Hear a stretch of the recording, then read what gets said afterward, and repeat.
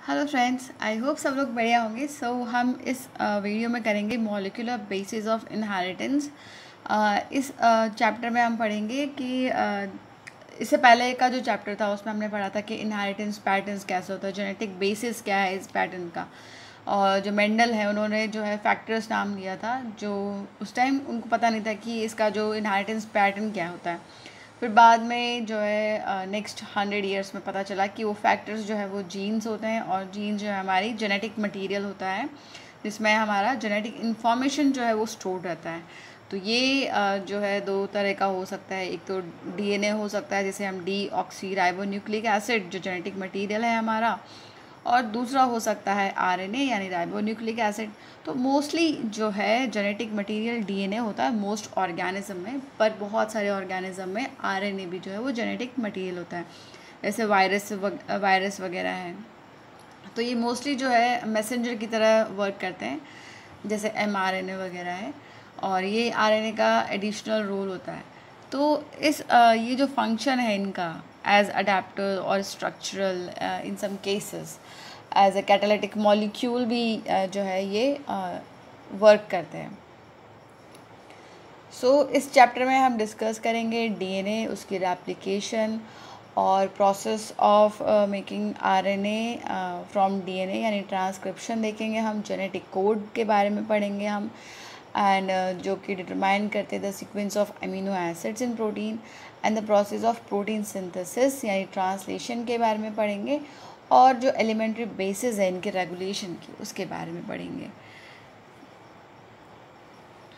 तो चलो शुरू करते हैं। डीएनए यानी डीएनए क्या होता है? डीएनए जो है एक लॉन्ग पॉलीमर है डीऑक्सीराइबो न्यूक्लियोटाइड्स का। जो लेंथ है डीएनए की वो यूजुअली डिफाइन होती है द नंबर ऑफ न्यूक्लियोटाइड्स, यानी कितने जो है नंबर है न्यूक्लियोटाइड्स के, और पेयर ऑफ न्यूक्लियोटाइड्स जैसे बेस पेयर उसको हम कहते हैं। तो ये जो है उसकी लेंथ को डिफाइन करता है।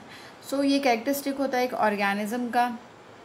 जैसे एग्जाम्पल है बैक्टीरियोफेज, जिसे हम 5174 कहते हैं। इसमें 5386 न्यूक्लियोटाइड्स होते हैं। ओके। और बैक्टीरियोफेज लैम्डा में जो है 48,502 बेस पेयर्स हैं, और ई कोलाई यानी इस्चेरिशिया कोलाई में जो है 4.6 × 10⁻6 बेस पेयर्स हैं। और जो हैप्लॉइड कंटेंट है ह्यूमन डीएनए का, उसमें 3.3 × 10⁻9 बेस पेयर्स हैं। ठीक है। अब ये जो स्ट्रक्चर है, जो लॉन्ग पॉलीमर है, इसका स्ट्रक्चर जो है वो हम देख लेते हैं कि कैसा होता है। तो स्ट्रक्चर कैसा है पॉलीन्यूक्लियोटाइड चेन का? जो केमिकल स्ट्रक्चर होता है एक पॉलीन्यूक्लियोटाइड चेन जैसे डीएनए आरएनए का, वो हम देखते हैं। एक न्यूक्लियोटाइड में 3 कंपोनेंट्स होते हैं। एक नाइट्रोजनस बेस होता है, एक पेंटोज शुगर होती है, जिसे आरएनए के उसमें तो ये राइबोज शुगर होगी, और डीएनए में जो है ये डीऑक्सीराइबोज शुगर होगी। ठीक है। और एक फॉस्फेट ग्रुप होता है। तो 3 कंपोनेंट्स हो गए क्या क्या? एक नाइट्रोजनस बेस, दूसरा है पेंटोज शुगर, और तीसरा है एक फॉस्फेट ग्रुप। तो 2 तरह के जो है यहाँ पे नाइट्रोजनस बेस होते हैं, जिन्हें हम प्यूरिन्स और पिरिमिडीन्स कहते हैं। तो प्यूरिन जो है वो 2 होते हैं, एक एडेनिन और ग्वानिन। ओके। पिरिमिडीन 3 होते हैं। तो ये हो जाएगा साइटोसिन, यूरेसिल और थायमिन। देखो पिरिमिडीन नाम बड़ा है तो इसलिए इसमें जो है ये याद रखने के लिए सिर्फ कि नाम बड़ा है तो इसमें ज़्यादा होंगे, तो 3 इसमें है, और प्यूरिन छोटा है तो उसमें 2 हैं, एडेनिन और ग्वानिन। तो पिरिमिडीन जो है, साइटोसिन जो है वो कॉमन रहता है डीएनए और आरएनए दोनों में। थायमिन जो है वो प्रेजेंट होता है डीएनए में, और थायमिन की जगह यूरेसिल प्रेजेंट होता है आरएनए में। ठीक है। एक नाइट्रोजनस बेस जो है वो लिंक रहता है OH जो ग्रुप है उससे। देखो क्या है कि नाइट्रोजनस बेस जो है वो लिंक होता है एक OH ग्रुप पे 1' कार्बन जो पेंटोज शुगर है, थ्रू एन ग्लाइकोसिडिक लिंकेज। तो लिंकेज क्या है उनके बीच में? एन ग्लाइकोसिडिक लिंकेज है टू फॉर्म ए न्यूक्लियोसाइड, यानी एक OH ग्रुप से जो है बेस जो नाइट्रोजनस बेस है वो जुड़ा रहेगा पेंटोज शुगर के 1' कार्बन से एन ग्लाइकोसिडिक जो है लिंकेज से, तो उसे जो है वो न्यूक्लियोसाइड बनेगा। जैसे कि एडिनोसाइन जो है, और या फिर डीऑक्सी एडिनोसाइन, ग्वानोसाइन या फिर डीऑक्सी ग्वानोसाइन, साइटिडीन या फिर डीऑक्सी साइटिडीन, यूरेडिन या फिर डीऑक्सी थाइमिडिन, क्योंकि यूरेडिन जो है वो यूरेसिल जो है वो आरएनए में होता है, और थाइमिन जो है वो डीएनए में होता है।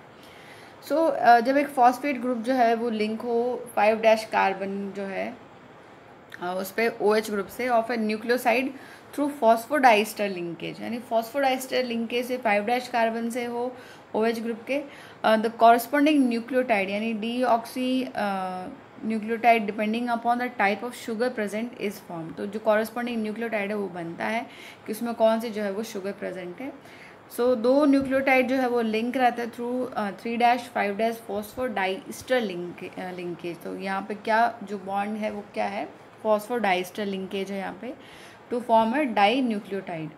सो ज़्यादा जो न्यूक्लियोटाइड्स है वो ज्वाइन होंगे in such manner to form a polynucleotide chain, और इस तरह से जो है एक पूरी चेन बन जाएगी।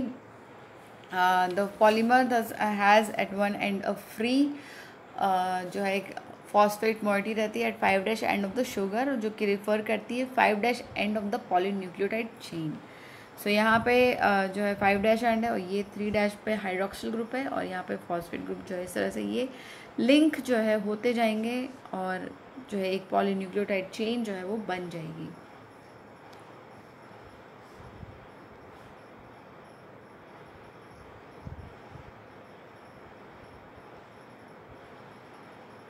सो 5' एंड जो है वो पॉलीन्यूक्लियोटाइड चेन को रेफर करता है। सिमिलरली दूसरा एंड जो है वहाँ पे polymer of the sugar has a free OH at the 3' and, हमने देखा भी ऊपर डायग्राम में, और इसको जो है हम 3' and of the polynucleotide chain कहते हैं। सो जो बैकबोन है पॉलीन्यूक्लियोटाइड चेन की वो बनती है शुगर एंड फॉस्फेट से मिलके बनती है, और ये जो बैकबोन है पॉलीन्यूक्लियोटाइड चेन की ये बन गई फॉस्फेट और शुगर से। तो नाइट्रोजनस बेस जो है वो लिंक रहता है इसी to the sugar moiety project from the backbone से जो है वो जुड़े हुए रहते हैं। और RNA में क्या होता है, हर एक न्यूक्लियोटाइड जो है वो रेजिड्यू होता है एक एडिशनल OH ग्रुप का जो कि प्रेजेंट होता है at the 2' position in the ribose.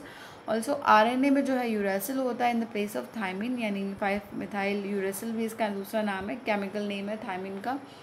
So DNA जो है वो एक एसिडिक सब्सटेंस है जो प्रेजेंट होता है न्यूक्लियस में, और इसको सबसे पहले आइडेंटिफाई किया था फ्रेडरिच मिशर ने इन 1869, और इन्होंने इसको नाम दिया था न्यूक्लिन। सो ये जो टेक्निकल लिमिटेशंस थी उस टाइम, उसकी वजह से जो है ये जो लॉन्ग पॉलीमर्स हैं इनको आइसोलेट करने में जो है दिक्कत हुई थी। सो जो DNA का जो स्ट्रक्चर है वो बहुत लंबे समय तक जो है वैसा ही रहा, उसका जो है पता नहीं लग पाया, क्योंकि उस टाइम जो है इतना एडवांस जो है डेवलपमेंट नहीं था, माइक्रोस्कोप्स वगैरह जो है वो डेवलपिंग फेज़ में थे। सो बाद में जो है इनका डेवलपमेंट हुआ, और ये जो है 1953 में जेम्स वॉटसन और फ्रांसिस क्रिक ने जो है एक्सरे डिफ्रैक्शन जो है डेटा प्रोड्यूस किया by Maurice Wilkinson and Rosalind Franklin. जो है इन्होंने प्रपोज किया एक बहुत सिंपल बट फेमस जो डबल हेलिकल स्ट्रक्चर था DNA का, ये प्रपोज किया वॉटसन एंड क्रिक ने, जो कि बेस था मॉराइस विल्किंस एंड रोजलिन फ्रैंकलिन के जो एक्सरे डिफ्रैक्शन का जो डेटा है उस पर बेस था इनका ये डबल हेलिक्स मॉडल। सो ये एक क्या है hallmarks of their proposition was based pairing between the 2 strands of polynucleotide chains. So ये जो प्रपोजिशन है प्रोपोजिशंस जो है was based also based on the observation of Erwin Chargaff ने जो डबल स्टैंडर्ड DNA के लिए क्या कहा था कि ये जो रेशियो है एडेनिन थायमिन का एंड ग्वानिन साइटोसिन का वो कांस्टेंट रहता है और वो इक्वल होता है, यानी इक्वल टू 1 होता है ये, और इनका जो रेशियो है वो कांस्टेंट रहेगा, यानी इक्वल कांस्टेंट मतलब उस अमाउंट से ज़्यादा जो है ये बढ़ेगा नहीं और 1 के इक्वल हो जाएगा। सो जो बेस पेयरिंग है confers a very unique property of polynucleotide chain. ये जो है कॉम्प्लीमेंट्री होते हैं एक दूसरे के, और जो सीक्वेंस है बेस की, 1 strand is known as the sequence in the other strand. अगर हमको एक बेस पेयर की जो सीक्वेंस पता होगी तो हम जो दूसरा है उसकी भी सीक्वेंस जो है वो पता कर सकते हैं, क्योंकि ये एक दूसरे के क्या होते हैं, कॉम्प्लीमेंट्री होते हैं। सो हर एक स्ट्रैंड जो है DNA का वो एक्ट करता है as a template for synthesis of a new strand. The 2 double stranded DNA जिसमें 2 डॉटर DNA बन जाएंगी, तो प्रोड्यूस्ड भी identical to the parental DNA। जो डॉटर DNA है वो आइडेंटिकल रहेगा पेरेंटल DNA के, क्योंकि इनका जेनेटिक इम्प्लीकेशंस जो है द स्ट्रक्चर ऑफ DNA जो है वो बहुत क्लियर है जो क्या देखेंगे हम, सेलिएंट फीचर देखेंगे डबल हेलिकल स्ट्रक्चर की। सो ये 2 पॉलीन्यूक्लियोटाइड चेन्स का बना होता है, जिनकी बैकबोन जो है वो शुगर फॉस्फेट की बनी होती है, एंड बेसिस जो है वो इसके अंदर होता है, ठीक है। इसमें 2 चेन होती है जो एंटी पैरेलल पोलैरिटी होती है इसकी। तो पोलैरिटी अगर पूछे तो एंटी पैरेलल होगी, इसका मतलब है कि एक 3 to 5 डैश है और एक 5 to 3 डैश है। सो जो बेसिस है दोनों स्ट्रैंड पे वो पेयर होते हैं थ्रू हाइड्रोजन बॉन्ड। तो ये क्वेश्चन भी पूछ लिया जाता है कि बेसिस के बीच में जो है कौन सा बॉन्ड होता है, तो हाइड्रोजन बॉन्ड होता है फॉर्मिंग बेस पेयर। और एडेनिन जो है वो 2 हाइड्रोजन बॉन्ड बनाता है थायमिन के साथ और वाइस वर्सा। और ग्वानिन जो है वो साइटोसिन के साथ 3 हाइड्रोजन बॉन्ड्स बनाता है, ट्रिपल हाइड्रोजन बॉन्ड होता है इनके बीच में। सो इसके एज अ रिज़ल्ट जो प्यूरिन्स हैं वो हमेशा पिरामिडीन्स के जो है अपोजिट आएंगे। सो ये जो है जनरेट करता है approximately uniform distance between the two strands of the helix. अब जो दोनों चेन है वो कॉइल्ड होती हैं राइट हैंडेड फैशन में, और जो पिच है हेलिक्स का वो 3.4 नैनोमीटर होता है। एंड देयरफॉर रफली जो है 10 बेस पेयर आते हैं हर एक जो है टर्न में। सो जो डिस्टेंस है between the base pair in helix is 0.34 हो जाएगा, क्योंकि 10 बेस पेयर आ रहे हैं हर एक ट्विस्ट में। तो उसका जो हेलिक्स का पिच है वो 3.4 है, तो डिस्टेंस जो है वो 0.34 नैनोमीटर हो जाएगा।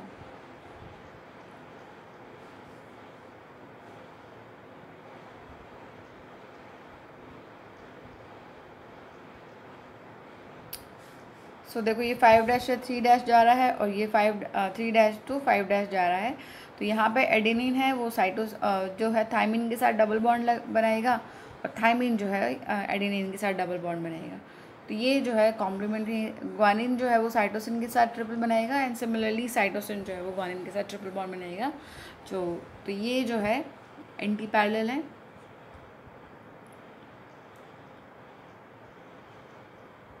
एडेनिन थायमिन के साथ रहता है, और ग्वानिन जो है वो साइटोसिन के साथ जो है पेयर बनाता है। सो यहाँ पे जो प्लेन है 1 बेस पेयर का, that stacks over the other in double helix, और in addition to hydrogen bond यहाँ पे जो हेलिकल स्ट्रक्चर है उसको स्टेबिलिटी मिलती है इससे। सो ये जो है एक डीएनए के डबल हेलिक्स का डायग्राम है, और ये यहाँ से लेके यहाँ तक जो है 3.4 इसकी जो है वो डिस्टेंस रहती है, और हर एक बेस पेयर के बीच में जो है 0.34 नैनोमीटर का जो है गैप होता है, डिस्टेंस होता है। So now the proposition of a double helix structure of DNA, its simplicity in explaining the genetic implication become revolutionary. तो फ्रांसिस क्रिक ने प्रपोज किया था central dogma in molecular biology, जो स्टेट करता है that genetic information flows from DNA to RNA to protein.